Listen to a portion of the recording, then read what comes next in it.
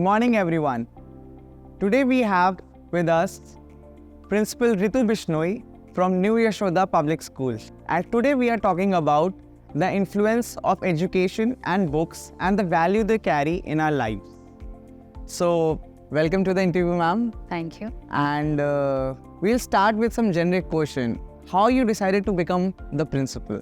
Like, what thing came in your life that made you decide that I want to become a teacher, a principal of the students? Especially if I talk about being a teacher, it was influence of my teachers. And especially I had the privilege of being taught by two remarkable teachers. And one was my maths teacher, Mr. Bhaskaran. He was a very simple person. And his methods of teaching were also very simple. He simplified even the complex concepts. Okay. Moreover, he was unbiased. And that is the thing that I like the most. Okay. And second was my political science teacher, Mr. Kurin. His teaching methods were also quite different. He used to give us projects and they made it compulsory for us to explore the libraries. Okay. And he gave us projects. For them, we had to take interviews also. We had to look out for resources outside the school. And those things helped me. These two teachers, they influenced me and teaching became my passion. When you started teaching, were there some methods you used which you have learned from your respective teachers? Yes. First of all, I'm totally unbiased in my class. Okay. The thing that matters to me is the behavior of a child. So his score doesn't matter to me. If child is not doing well, I try to help out. But the most important thing is how the child behaves. So I'm unbiased while teaching. I treat all my children equally. And second essential thing is that I too also plan my lessons beforehand. I do plan activities wherever possible.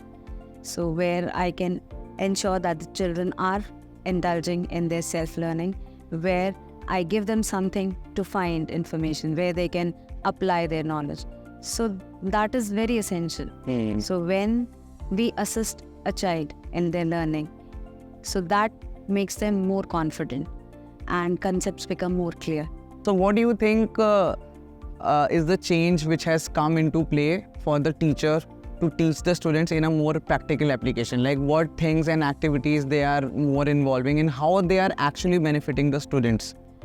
See, the most important thing is that you cannot be monotonous in teaching. Absolutely. You need to use different kinds of methods for teaching. Only then you can make your teaching more productive. Because all children, they have different learning styles. And you have to cater to the needs of all the students. So for that, the teacher needs to pre-plan the lessons. Not only plan, but re-plan also sometimes. And different strategies have to be kept in mind. And more importantly, why are we educating the child? Because he becomes a fruitful citizen.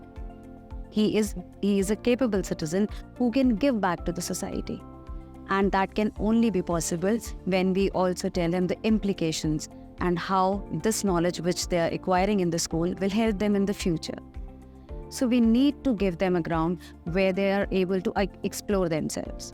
Because if they are able to explore themselves, they'll know about their passions and they can easily pursue their dreams. What difference you feel as a teacher and now as a principal? The first thing is I miss students. I do take a class, but I'm not that much interactive with them as I was as a teacher. But of course, those things which I was not able to do for them, which I thought would benefit, those things I can discuss with my teachers and I can make sure that they benefit out of it. Okay. So both the jobs have their own charm. Benefit and Yes. what do you think are the new methods being used by teachers and the administrator to tackle these students and try to make them understand what wrong they are doing and how to become a better student? So what kind of approach is being done for the new generation which has come up? The first and foremost thing is that we need to have a student-teacher relationship. So teachers, the school, the management also needs to know what are the needs of the students. We need to understand them. What is the reason why they are behaving in such a manner? That also we need to understand. It is not that the child is always trying to create a problem because he's a problematic child. He might be seeking attention. So it depends from child to child, and the way to deal with them will also depend on that. See, first is, as teachers, we should know each and everything about our child. And teachers should discuss their progress. They should discuss if they are facing any problem with their families. Counseling is the best thing that can be done. Punitive punishments, they never give good results. And we don't even believe in giving them. So first of all, we need to counsel a child. And sometimes when a child is misbehaving in the class, 1 or 2 times we can ignore also. Might be he's trying to seek attention. Or whenever there are some naughty students, give them some activity, engage them. Because they are sometimes restless. They cannot sit for long in a class. So there are different strategies, but we need to be patient. We need to be empathetic. That is very essential. Very essential. Only then we can deal with such Things. What is the difference between how a Gen Z approaches towards their career and what the earlier generation used to? See, we have all kind of students. Absolutely. So we cannot categorize that they all are very eager or they all are very interested in the professions. Mostly what we have family and society pressure also. So till that comes down, I don't think students are that independent to opt for careers or to pursue their passions. So that I still find a bit lacking.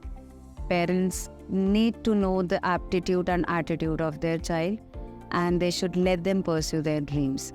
So that is very essential. But of course, there are few students who are very focused. They know what they want and they are pursuing their dreams. And they are very focused, they are working on it. That is good, but there are a section of students whom I think they are under the pressure. So that we need to check. And now, as we all know, that tuition centers are more coming up. And that is a very big concern because we know the number of seats and number of students opting for medical or engineering. So that becomes quite alarming. A lot of competition is coming up. Competition is good, but it is creating a lot of pressure. How you think a student should tackle with a lot of things at once? Why should we have such expectations from our children? Absolutely. Let them lead their life. I agree. Give them open space. Provide them with the opportunities. That is what we are here for. Not limiting them, not pressurizing them, or not putting our desires on them. We should not do it. So again, see, collectively we have to work for it. So we should not pressurize students first of all. We, as a teacher, we need to clear the concept.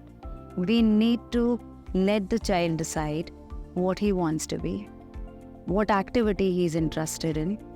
We should give opportunity for him to participate, to indulge in different kinds of activities, and to know about various aspects of life. And then let the child decide. We should not pressurize. So when we are putting that pressure, so the child is getting pressurized.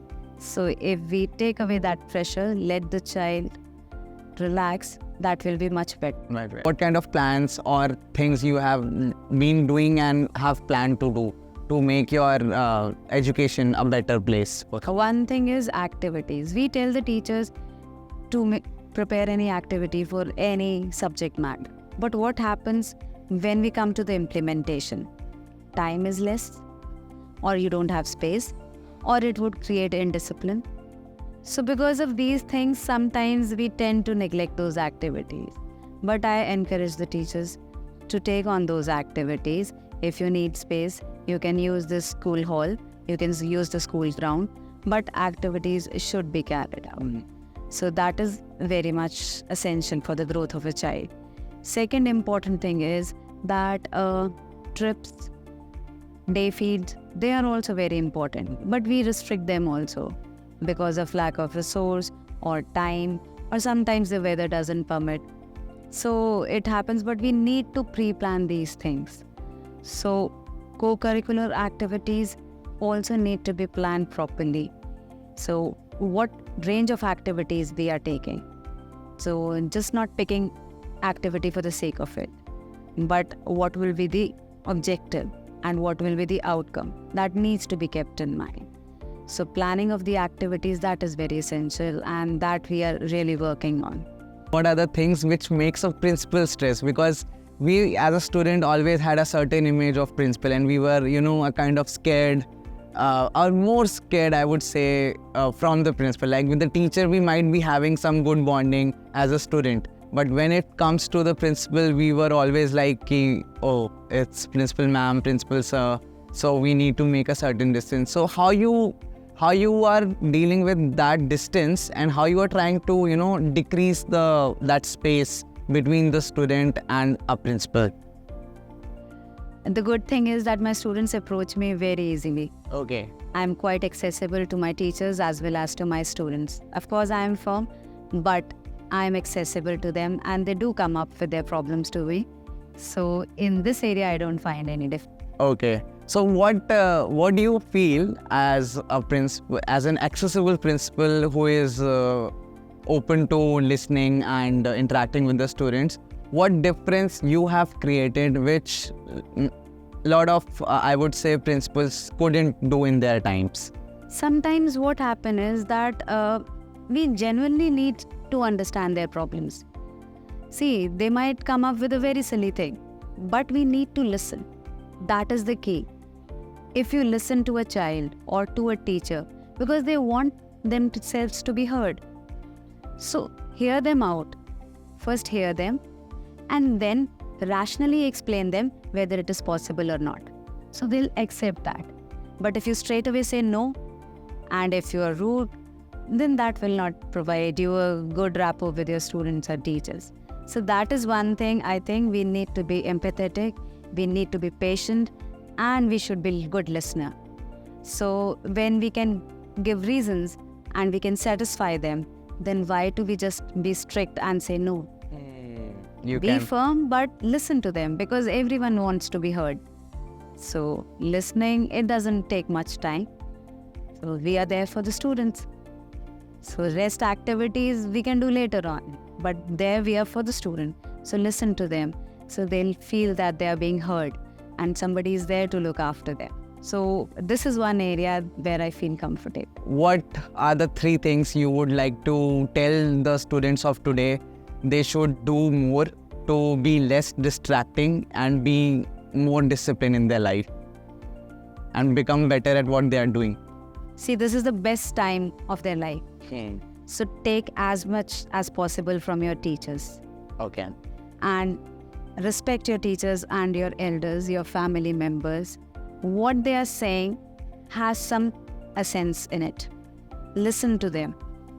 You can talk to them. It is not that you have to argue with them. But when we sit, we talk, we find solutions. So have a good rapport with the teachers and your family members. Utilize this time judiciously. It will not come back. So don't neglect your studies, don't neglect your passions and your activities or hobbies. Do pursue any one hobby that will help you in utilizing your free time. I think that's a great advice for the students as well as for the teachers. And I feel jealous that I'm not in your school. I wish I had a principal like you. And thank you so much for taking time with us. And I hope more practical things and understanding comes up with the students and the teachers. And thank you so much for giving us your time. Thank you. Thank you, everyone.